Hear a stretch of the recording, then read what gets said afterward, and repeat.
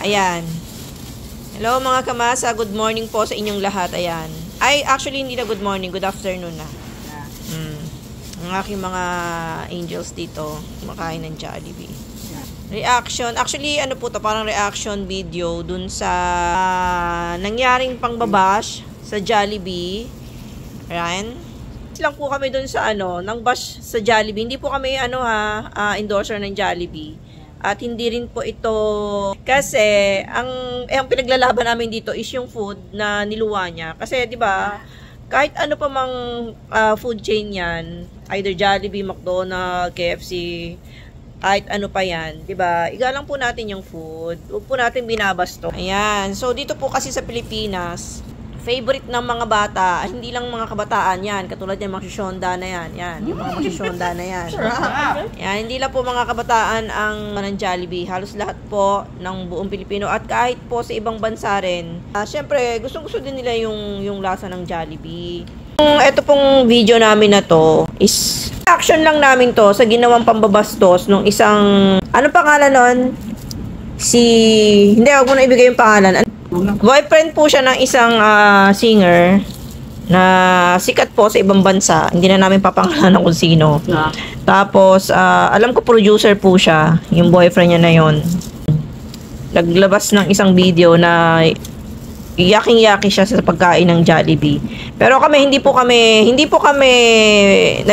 namin pinagtatanggol yung Jollibee. Ang inaano po namin dito is yung pagkain, yung ginawa niyang pambabastos dun sa pagkain. Kasi kahit ano pa mang pagkain yan, dapat igalang po natin yan.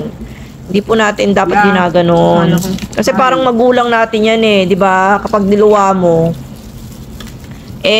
parang binastos na rin natin yung magulang natin. Di ba? So, anong masasabi nyo? Anong masasabi nyo sa pagkain ng Jollibee? Masarap ba? Yes, ma'am! So, sarap po.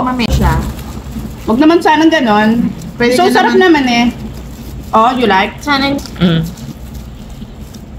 Diba, kahit ako kasi yung pamangking ko, alam mo, Favorite pag umiyak yun, dalhin mo lang sa Jollibee, tatahan na yun. Kasi favorite niya yung spaghetti. Ayan favorite niya yung spaghetti. Sarap yan ang spaghetti natin. Siguro hindi lang niya masyadong na yung lasa ng kasi syempre, taga-ibang bansa siya. At saka baka hindi siya mahilig sa spaghetti. Or baka kumakain siya ng spaghetti, baka hindi yan yung way nung lasa na gusto niya.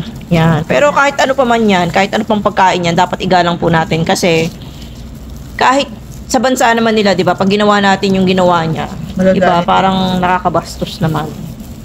Diba? Sarap po. Yeah. Rami. Kahit araw-araw kumain ito niya. Yes, kahit araw-araw po kami kumain. Actually, ang ulam po namin ngayon, hindi lang po Jolly, spaghetti at saka yung chicken. At syempre, meron din kaming tuyo. Ayan, hello! Sa nambash sa Jollibee, ayan, kumain ka nito. Kumain ka ng tuyo. Ayan. Kumain mo ng Jollibee, magtuyo ka. Tuyo ka na lang. Yes.